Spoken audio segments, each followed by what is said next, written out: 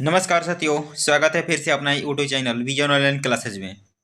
हम आशा करते हैं कि आपकी तैयारी बिहार डीएलएड की परीक्षा की तैयारी काफ़ी मस्त और ज़बरदस्त तरीके से चल रही होगी।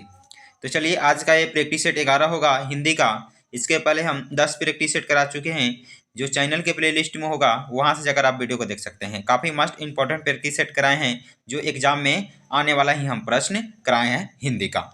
पढ़े वहीं जो एग्जाम में पूछा जाए। मात्र आपको जितने भी हम प्रैक्टिस सेट करा रहे हैं, इस प्रैक्टिस सेट को आप जरूर देख कर जाइएगा। काफ़ी इंपॉर्टेंट प्रैक्टिस सेट करा रहे हैं, इससे बाहर क्वेश्चन कभी नहीं आएगा।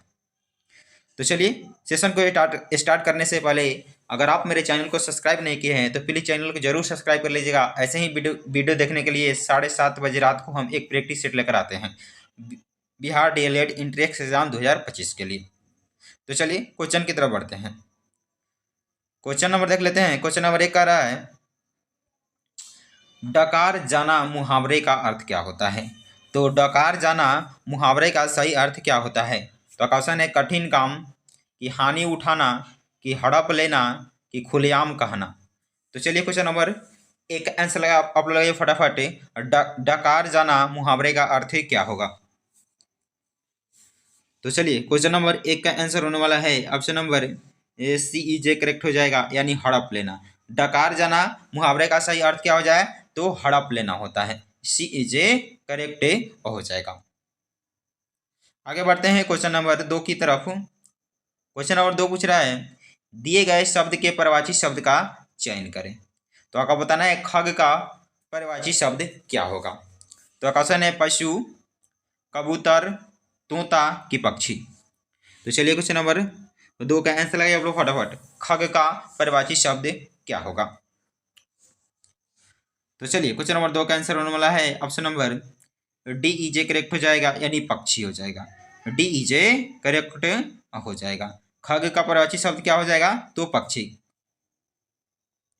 आगे बढ़ते हैं क्वेश्चन नंबर 3 की तरफ। क्वेश्चन नंबर 3 कह रहा है, दिए गए वाक्य में रेखांकित खंड को प्रतिस्थापित करने के लिए उपयुक्त विकल्प का चयन करें। तो कह रहा है, उसकी शिकायत पूर्णतः सही थी। तो आपको बताना है पूर्णतः का मतलब ये क्या होता है। तो क्वेश्चन है, प्रति शब्द, की अधिकतम, की अक्षरश, की लगभग। पूर्णतः का मतलब क्या होता है बताना है। तो चलिए, क्वेश्चन नंबर 3 का आंसर होने वाला है ऑप्शन नंबर CEJ करेक्ट हो जाएगा, यानी अक्षरश हो जाएगा।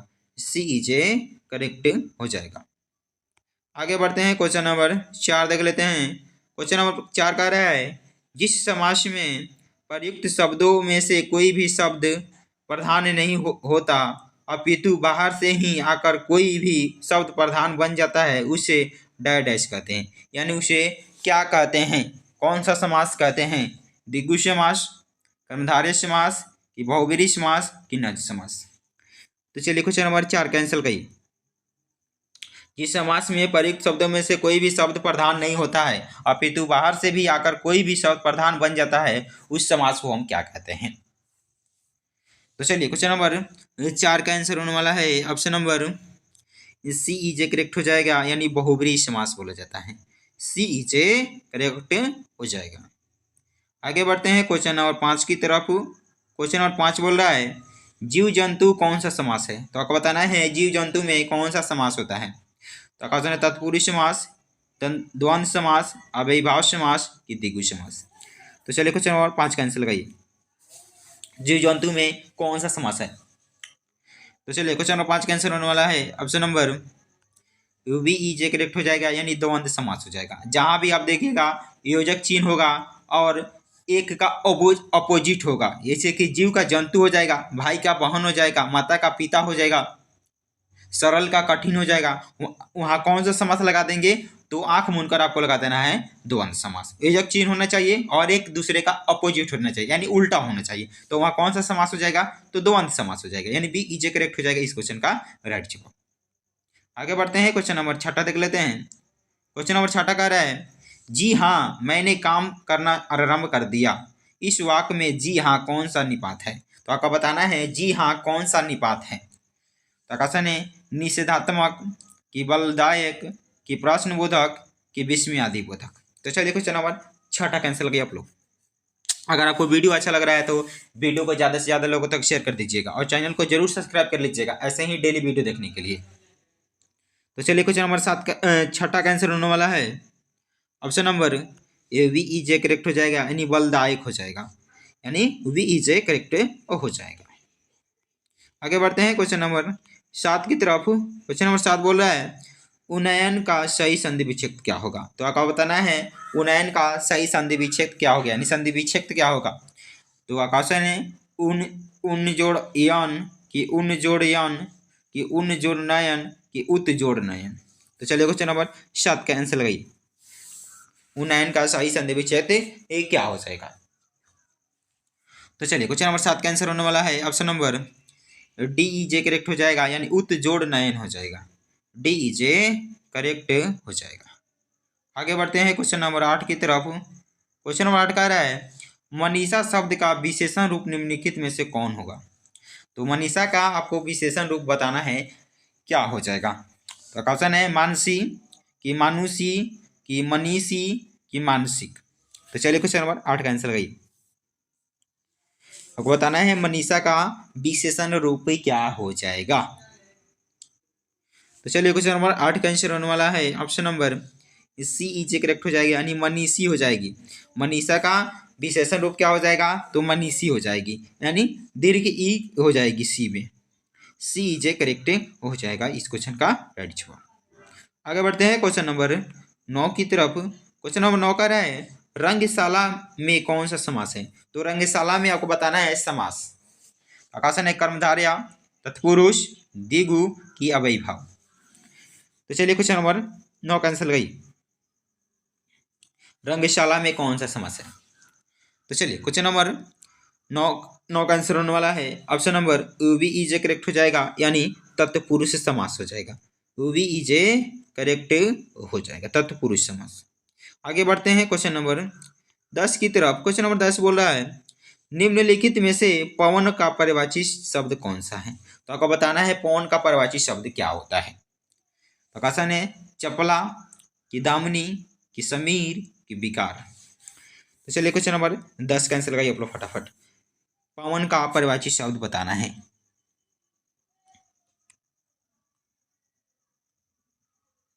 तो चलिए क्वेश्चन नंबर 10 का आंसर होने वाला है ऑप्शन नंबर सी ई जे करेक्ट हो जाएगा, यानी समीर हो जाएगा। पवन का परिवाची और पूछ देंगे तो क्या हो जाएगा, तो वायु हो जाएगा, हवा हो जाएगा, मूरत हो जाएगा, वात हो जाएगा और बयार हो जाएगा। बयार भी पवन का परिवाची शब्द है। तो लिख लीजिएगा पवन का परिवाची शब्द अगर पूछ देगा तो समीर हो जाएगा, वायु हो जाएगा, हवा हो जाएगा, मूरत हो जाएगा, वात हो जाएगा, बयार हो जाएगा। तो चलिए क्वेश्चन नंबर इस क्वेश्चन का राइट जवाब होने वाला है ऑप्शन नंबर सी ई जे करेक्ट हो जाएगा। और पवन का भी परिवाची और लिख लीजिएगा मूरत, हवा, वायु, वात, बयार। आगे बढ़ते हैं क्वेश्चन नंबर 11 की तरफ। क्वेश्चन नंबर 11 का रहा है हिंदी में परिवाची शब्द के प्रकार है। तो हिंदी में परिवाची शब्द के कितने प्रकार के होते हैं, 3, 5, 4 की अगणित। तो चलिए क्वेश्चन नंबर 11 कैंसिल गई। तो चलिए क्वेश्चन नंबर 11 का आंसर होने वाला है ऑप्शन नंबर ए ई जे करेक्ट हो जाएगा, यानी 3 हो जाएगा। हिंदी में परिवाची शब्द के प्रकार कितने हैं, तो 3 हो जाएगा। ए ई जे करेक्ट हो जाएगा। आगे बढ़ते हैं क्वेश्चन नंबर 12 की तरफ। क्वेश्चन नंबर 12 का रहा है दिग्दर्शन का सही संधि विच्छेद क्या होगा। तो आपको बताना है दिग्दर्शन का सही संधि विच्छेद क्या होगा। तो क्वेश्चन है दिग जोड़ दर्शन, कि दिग जोड़ दर्शन, कि दी जोड़ दर्शन, कि दिग जोड़ दर्शन। तो चलिए क्वेश्चन नंबर 12 कैंसिल लगाइए फटाफट। तो चलिए क्वेश्चन नंबर 12 का आंसर होने वाला है ऑप्शन नंबर ए ई जे करेक्ट हो जाएगा, यानी दी की जोड़ दर्शन हो जाएगा। दी में क आधा क हो जाएगा, आदर्शन हो जाएगा, यानी ए ई जे करेक्ट हो जाएगा। यह कौन सा संधि है, तो व्यंजन संधि हो जाएगा। व्यंजन संधि हो जाएगा। पूछ देगा कि दिग्दर्शन कौन सा संधि है, तो व्यंजन संधि हो जाएगा। ए ई जे करेक्ट हो जाएगा इस क्वेश्चन का राइट जवाब। आगे बढ़ते हैं क्वेश्चन नंबर 13 की तरफ। क्वेश्चन नंबर 13 का है अगेन परीक्षा देना मुहावरे का अर्थ क्या होता है। तो अगिन परीक्षा देना मुहावरे का सही अर्थ आपको बताना है क्या होता है। तो ऑप्शन है हथेली पर आग रख कर दिखाना, कि कठिन परिस्थिति में पड़ना, कि अंगारों में जलकर दिखाना, कि अगिन में प्रवेश करना। तो चलिए, अगर वीडियो अच्छा लग रहा है तो वीडियो को जितने भी ग्रुप है, व्हाट्सएप ग्रुप, फेसबुक ग्रुप, इसमें आप जरूर सेंड कर दीजिए इस वीडियो को।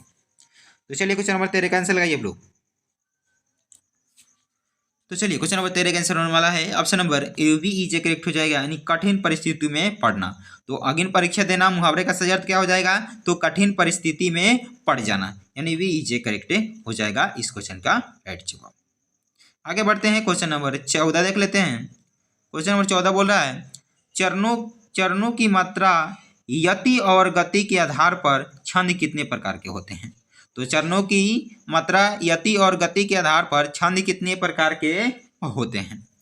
तो ऑप्शन है साधारण और दंडक, कि मुक्त और मात्रिक, कि सम विषम और अर्ध सम, कि सम और विषम। तो चलिए क्वेश्चन नंबर 14 का आंसर लगाइए।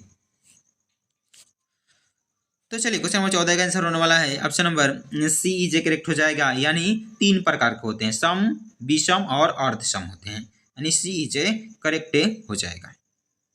आगे बढ़ते हैं, क्वेश्चन नंबर 15 देख लेते हैं।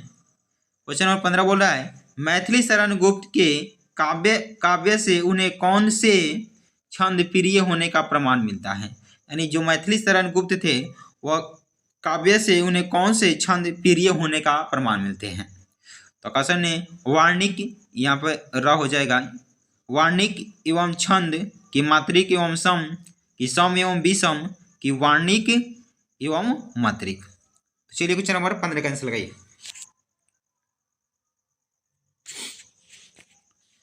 तो चलिए क्वेश्चन नंबर 15 का आंसर होने वाला है option number B is correct हो जाएगा, यानी मात्रिक एवं सम हो जाएगा, वी इज करेक्ट हो जाएगा इस क्वेश्चन का राइट जवाब।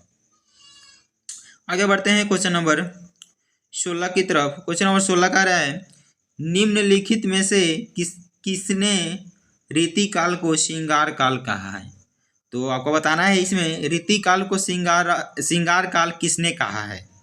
तो क्वेश्चन है विश्वनाथ मिश्र, कि रामचंद्र शुक्ल, कि भगीरथ मिश्र, कि हजारी प्रसाद द्विवेदी। तो चलिए क्वेश्चन नंबर 16 का आंसर लगाइए, किसने रीतिकाल को श्रृंगार काल कहा है। तो चलिए क्वेश्चन नंबर 16 का आंसर होने वाला है option number A is correct हो जाएगा, यानी विश्वनाथ मिश्र ने रीतिकाल को श्रृंगार काल कहा है, ए इज करेक्ट हो जाएगा। आगे बढ़ते हैं क्वेश्चन नंबर 17 की तरफ। क्वेश्चन नंबर 17 का है इंद्रापति किसे कहा जाता है। तो इंद्रापति किसे कहा जाता है, कुबेर को, कि वरुण को, कि विष्णु को, कि ब्रह्मा को। तो चलिए क्वेश्चन नंबर 17 का आंसर लगाइए, इंद्रापति किसे कहा जाता है। तो चलिए क्वेश्चन नंबर 17 का आंसर होने वाला है option number C is correct हो जाएगा, यानी विष्णु को कहा जाता है, सी इज करेक्ट हो जाएगा। इंद्रापति किसे कहा जाता है, तो विष्णु को कहा जाता है, सी इज करेक्ट हो जाएगा।